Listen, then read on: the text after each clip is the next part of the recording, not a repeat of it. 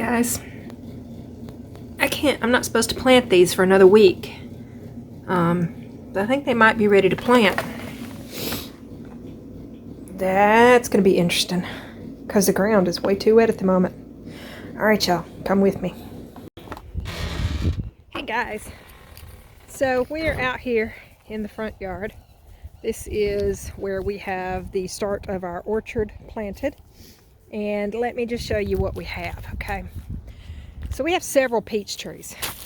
So let me tell you about these peach trees. So this one here is not much of a peach tree, as you can see, but it's getting in good shape. It's still just got one stalk from the base, and that's a good thing. Now I do need to pull it over a little bit and make it stand up straight, but this peach is one I grew from a seed. So it is about 2 years old now and is about up to my shoulders. I know y'all really can't see that very well, and sisters there in the background too, but this one I grew from a seed. I wanted it to be a pollinator, okay? This one, as you can see, I have all of these sprouts from the ground. Those are suckers. The main thick trunk is the only trunk I want. The rest of these we will be cutting off. The time to prune these is right before spring hits because it's built up a protection for the winter. And if I cut them before time, then it takes away from the protection by having to heal what I cut. So we will be pruning those suckers off probably at the end of this month or the start of next month. This one is one of the trees that we got from Tractor Supply the first year we moved here, and we bought it for $1, I think it was. So you can see this good healthy branch here that's coming off of the older branch, and the older branch is just really kind of gnarly looking. But if you've ever looked at peach trees, they are very gnarly looking to start with. All right, next one. This was our other peach tree we bought, and we have not decided what to do with it. So the center stalk, as you can see, I don't know if you can see that or not, but it died. That is my grafted fruit tree. The rest of this beautiful growing tree is actually whatever the base plant is, which is probably not going to be a very edible peach tree. But originally it was the same as the other one, but the graft died. All right, let's talk about a couple more trees that we have real quick. These are peaches also. This is either Summer Prince or July Prince, and we planted this last year. Look at the buds and stuff on that. Hopefully this is, going to come back with a vengeance this year. That 9-degree weather we had was not very good for it, and it is about maybe hip high at the moment. So this is, like I said, either Summer Prince or July Prince. The tag should still be on the ground unless Sister ate the tag, which is highly possible. This one is looking a little better, and this is the other one. So one is July Prince and one is Summer Prince.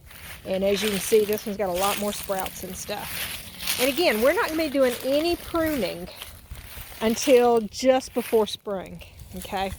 So keep that in mind. All right, another reason I'm out here today is we are fixing to do some fertilizing. So I bought these from work, and each one of these is going to go around a tree. So it tells you on the back how many spikes you need. Most of my trees do not have a top line that's 4 foot in diameter. So we're going to do 1 spike per tree. And what this is talking about is the whole spread of the top of the tree, because as far as the top of the tree goes, the roots do too.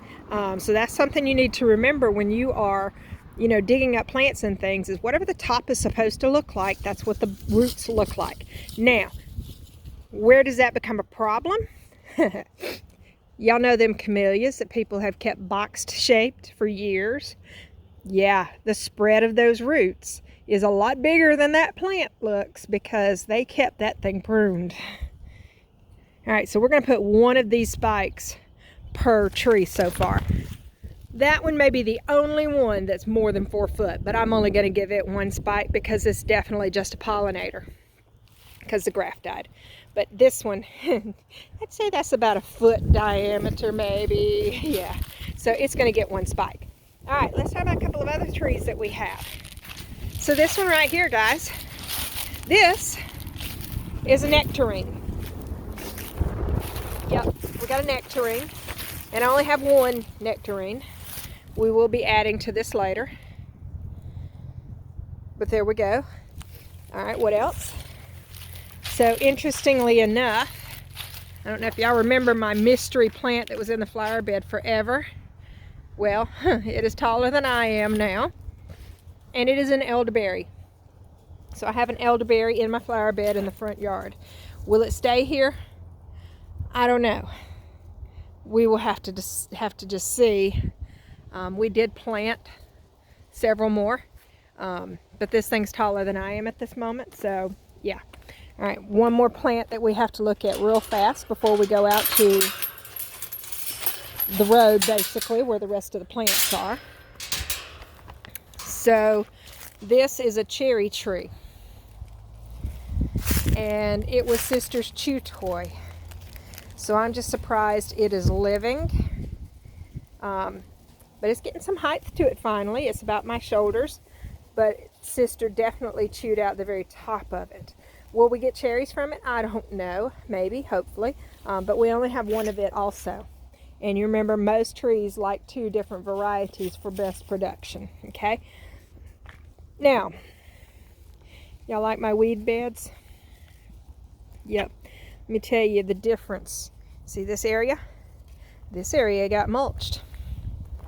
This area did not. So this is why you don't leave bare dirt. Even a raised bed will grow weeds if you don't cover it. Yep. So like over here, it's mulched. This is my potato bed. This is where we're going to be planting all those potatoes. I got a little bit of weeds to pull there, and then a lot of dirt to come back and fill in. All right. Oh, here's one of the other plants. This is a purple plum. Guys, if y'all know of a real purple plum that produces purple fruit, y'all please let me know, because that is what I thought I was purchasing, and instead I purchased a purple foliaged, non-producing plum tree. Yep. Did y'all know that there was a plum tree that was like the Bradford pear, that was a true pear that didn't produce fruit? Yeah, I didn't know that. And I want a purple leafed purple plum tree. All right. We have strawberries going crazy over here, and just lots of strawberries. I got a lot of work to do over here, but we'll get that done. So we've got this purple plum, and then there's one over there by the fire pit area also. All right, let's go talk about what's in the front yard now, and then we'll start putting in the fertilizer stakes. I have not even looked at these stakes to know what they look like yet. So, come on, sister. Where'd Sister go? Right there. Okay. All right, we're headed up to the road area. Oh, no, I passed by some very important orchard products. You want an orchard? Get some stuff that produces fast. We have a whole line of blueberries here. We have several different varieties. As you can see, I left the tags on them so I would know what varieties they are. Now I will be taking cuttings of these over time and producing more plants. This one I almost killed last year. It's called Pink Lemonade, so it's barely a foot tall. But all of these are blueberries. And then we're going to come back here. So you kind of see the line there. We're going to leave that as a walkway, and then come through here again with another row of them. Okay. We also have on the fence line some blackberry plants planted. So that's again another item that you can get that immediately starts producing to where you have fruit on your farm. Okay.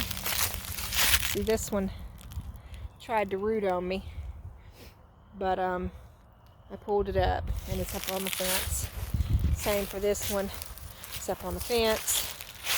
Tried to root on me, but I got it up off the ground and put it up on the fence. That way it's doing what it's supposed to do and creating that natural fence line. There's another one up there. I gotta get it up because it's probably rooting in the ground too. That natural barrier, basically. So, all right, so we have this row of apples and a row of muscadines. So these are planted close for a reason. We were going to do Petals from the Past's version of trellising the apple trees, okay? And as you can see, we've got one half mulched and the other half is not.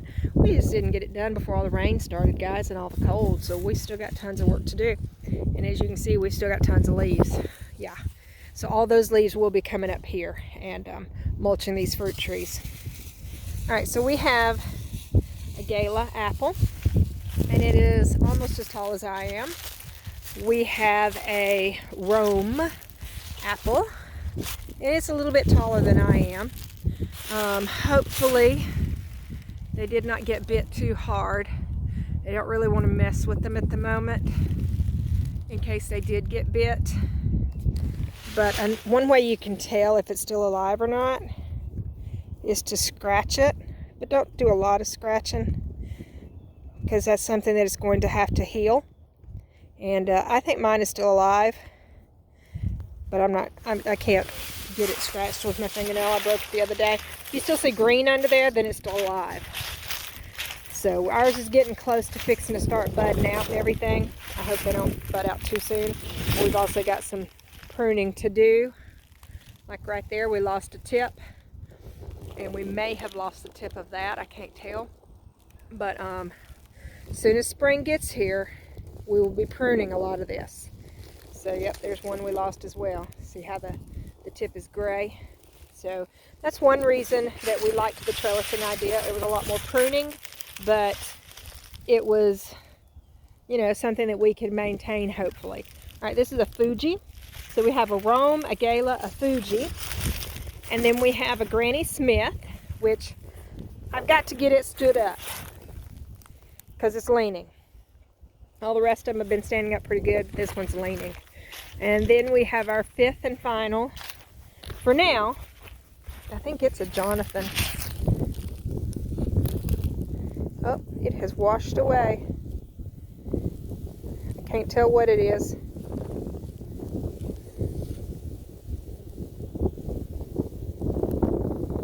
I'll have to look at that later because I cannot tell what it is right now. Alright, so we have one that we don't remember what it is and it has washed off the tag. That's why I hate Sharpies on labels, because they either fade or go away. Alright, then we have 4 muscadines, and we're going to be getting out here and putting the wire up to trellis these on. So there's 1, here is 2, alright, so like I said, there is 1, there is 2, right here's number 3. This one was planted not this year, but the year before, so it is way past needing trellising. Same for this one. It should be already trellised. We have just fell behind on a couple of items, and that is another reason we are going to slow down this year on some of what we're doing so that we can catch up on a lot of the stuff that we were supposed to have done. So we've got 4 muscadines over here. Over there, by the little greenhouse, we have, I think, 4 scuppernongs. So those are doing pretty well. All right, so like I said, we're going to put these in the ground on all of these trees here. I have not even opened the package. I cut it open, that's all, but I haven't even looked inside the package. Okay, so when you open it, apparently, you have a box inside.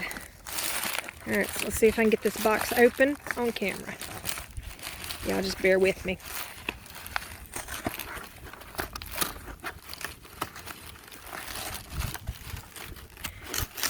Okay. All right, so this is what we have.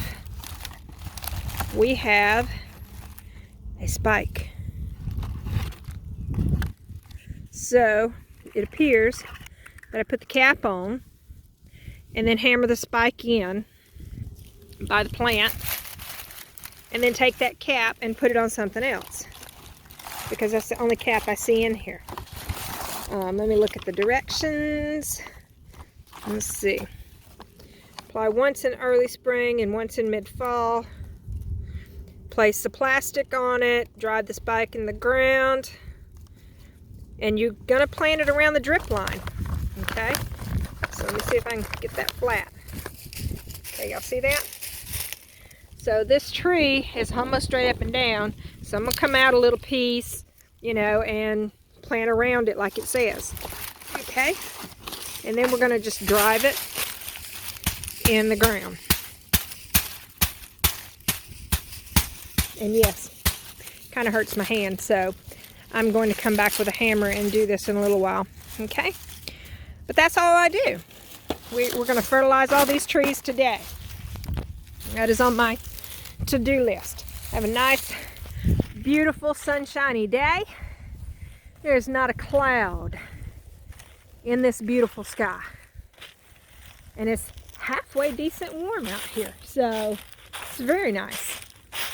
Okay, we're gonna go look at a couple more things, so y'all bear with me, but stay tuned.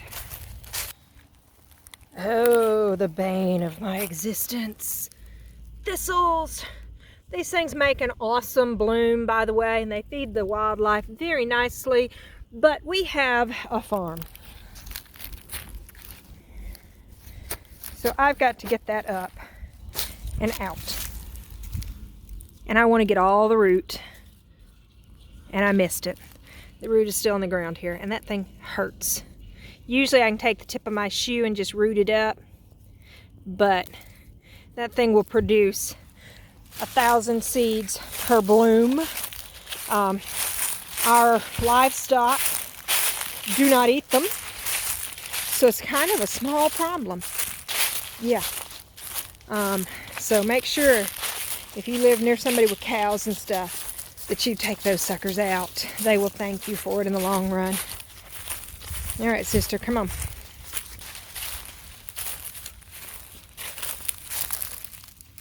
Signs of spring, guys. It's coming. I think all this stuff's going to get bit by yet another freeze. Yep. All right, so we are over here on the outside of the fence. And why are we over here? Because there's not a tree here. And we needed these plums to have some full sun. We don't have a lot of sunshine in the front yard. So, right off the bat, I noticed a problem. This is one of our 3 plum trees. And I will have to do some research. But I think this may be my graft union. And if so, then this is going to be okay. But this is dead. This is my main stalk. So this is typically what I would call sucker growth, unless this is my bud union. If this is my bud union, then this is my desired tree here. And I need to just pick which one I want to be the main tree and let it grow. But again, I will not be doing this until right at spring. Okay, so this is one of my 3 plum trees. This might be the gold one. I don't remember. I got a gold one, a black Arkansas, I think it is, and something else. And of course, all my labels are gone. All right, here's another plum tree. We have a lot of buds. I hope those 9-degree days didn't kill it. There is some damage, but yeah, and right there is a good bit of damage. So I'll have to do some pruning here. But my graft union is down here at the ground level. This is where my graft is. Okay, you can see the scarring. That is my graft. So this is a good tree going. And we've got some new growth coming out in places. And there is some pruning that I got to do to it, but it is doing well. And I am never going to remember which 3 varieties I have, because apparently the labels are gone. Well, I got one that's a black ruby. That's good. This one's a black ruby. But I see no growth. That's dead. It just snapped off in my hand. So maybe we will get some growth from some of this above the, see, that's still alive. So maybe I'll get some growth from above that graft union. Oh, this is the graft union right here. Look at that, guys. That one's above the ground, a pretty good piece. That's not how you want them typically. And look here. It's another thistle. Yeah, so we've got a lot of that coming up. All right, so we're at the road basically. And down there, where you see the broom sage, is where my grapes and apple trees are running. And as you can see, they're in the sunshine, but then we've got trees back that way. So, all right. So we're still along the road part, and this is what we were talking about. Be careful where you plant things, because we keep our part of the road taken care of, and it's taken care of up there on the other side of the road. But as you can see, the ditch gets a little bad down this way, so the county comes and sprays instead of just mowing. And there's a pond there, and there's a pond right over there, and they shouldn't be spraying, but they do. The guy's got a persimmon on that side of the road, and we planted 3 Japanese persimmons right here as well. I've got to get out here and pick up trash. So last year they got bit by some of the overspray. So we got the one here. We've got another one here. And these are Japanese persimmons, like I said. And we'll just have to see if they made it through the freeze or not. Hopefully they did. But those are the 3 that we were talking about moving. And Mark has been out here doing some pond cleanup. So that's what this is. He's going to burn it and burn the briars down with it.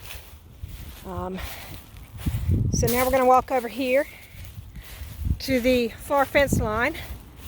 And we're going to look at the pear trees, and whether or not the one is going to recover from being took out by the deer. So y'all stay tuned. All right. We're over here by the pear trees. So this pear tree, as you can see, had some damage done. But it is still a good tree. It didn't get hurt. Now they make a tube you can put around them to protect them.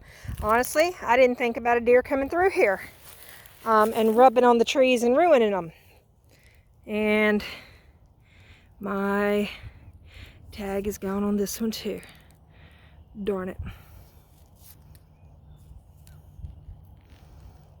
I don't know which one this is either. There we go.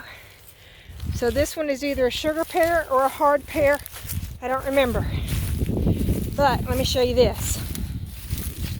Y'all see this? That's the top of my pear tree. It come right off. And let me show you this. This is my pear tree, guys. I do not know if it will survive or not. Here's the bud union. We're just in a wait and see stage at this point. If it will put out some new growth, then we will protect it. But I can go ahead and tell you right now, I have a sucker here and a sucker here.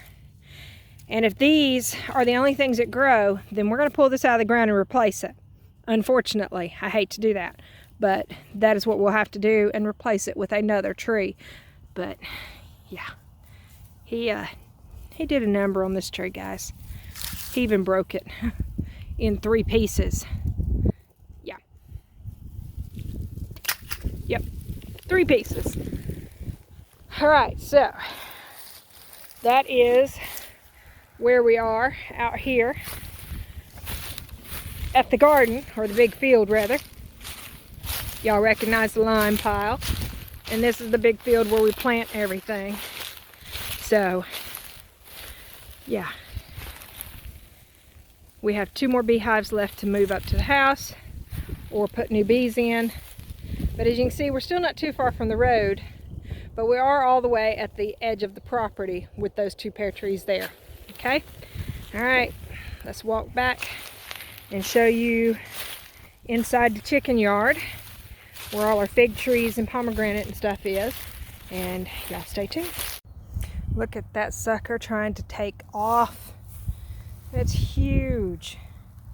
And here's another one. So I gotta come through here pulling thistles. Look at that, guys. Hang on. Look at that, guys. It's bigger than my hand. Yeah, that's gonna be a problem. It will cover this field with thistles everywhere.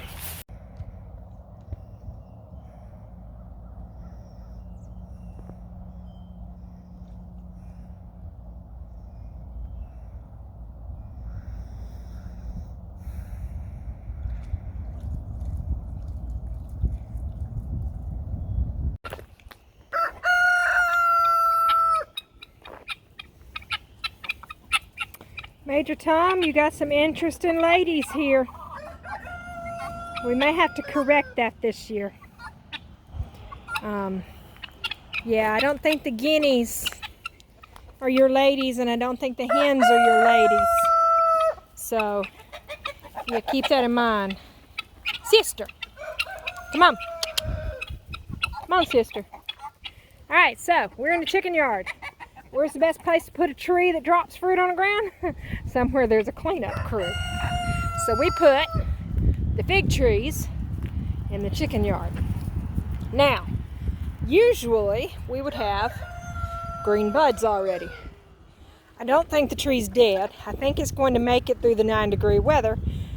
I just don't know when it's going to come out of the slump from the freezing. Because usually by now, we would have green buds, and we do not.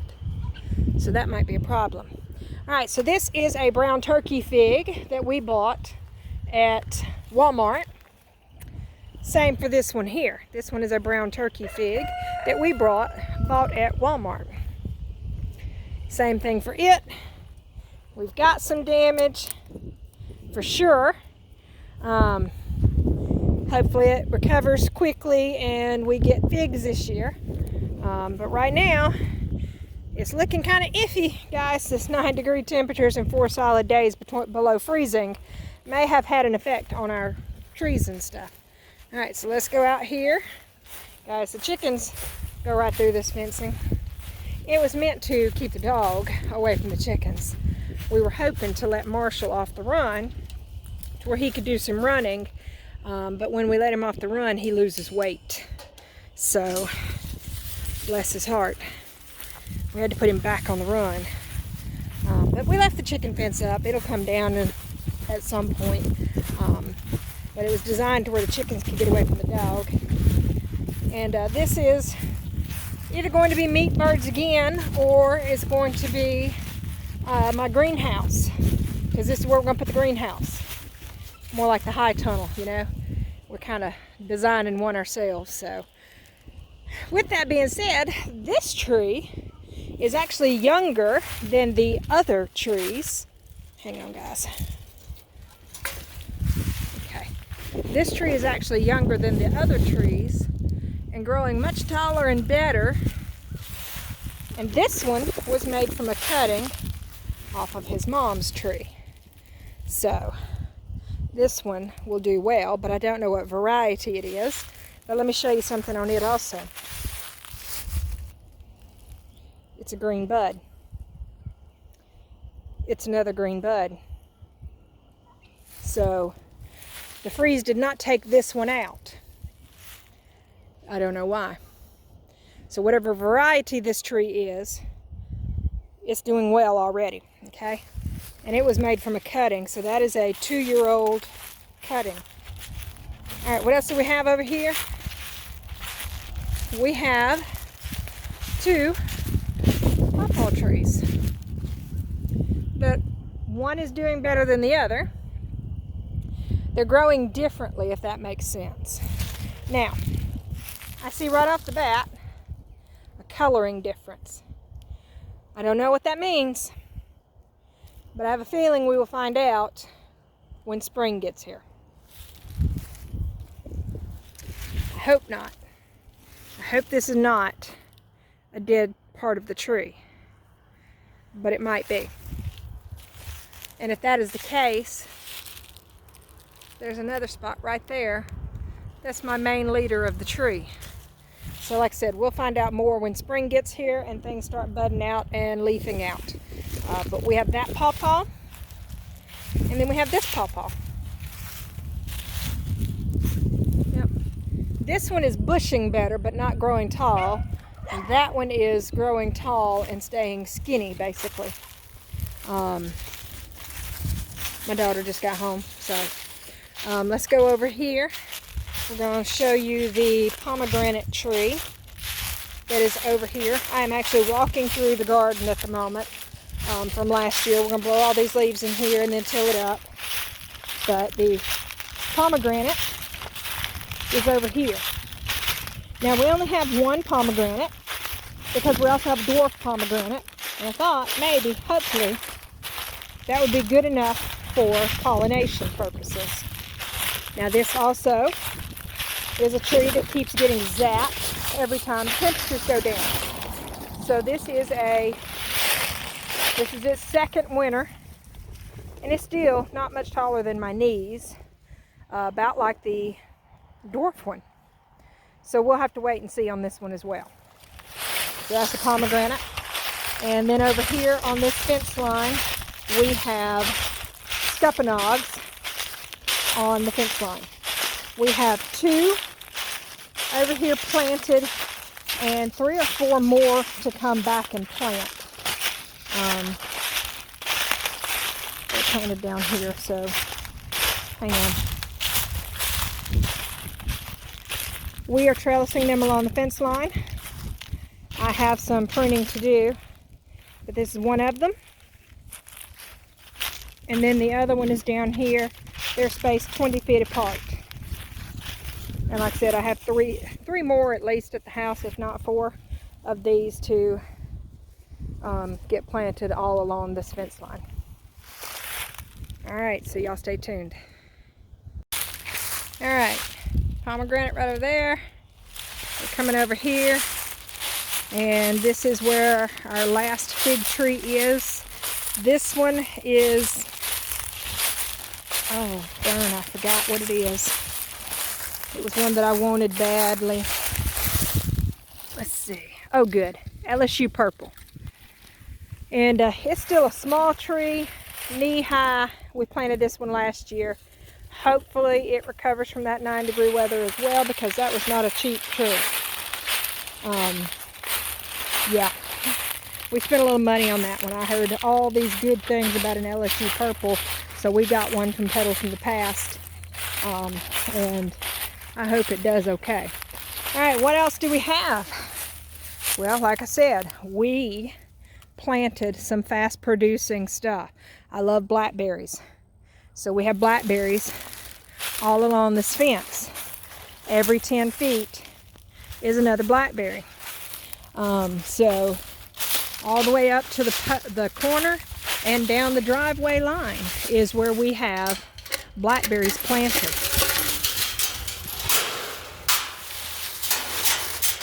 All right, and then over there in front of the greenhouse, we're not going to go over there today, are 2 more pears. And like I said, we have 2 that are sugar pears and 2 that are Asian pears. And I don't know which 2 are which without going over there and actually looking at the tags. And hopefully the tags are still on there, because otherwise we're just going to have to wait and see what we got. And so yeah, that's it, guys. We have all the fruit trees, all of the bushes, and we have strawberries, blueberries, blackberries ready to go.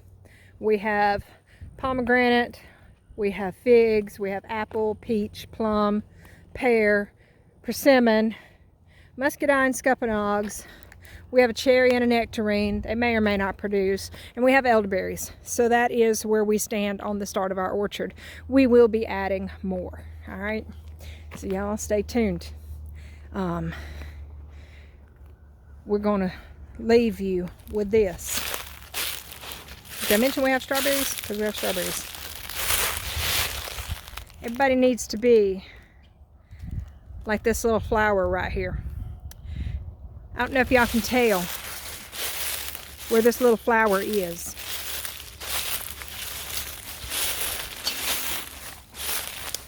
But it's right in the run of Marshall.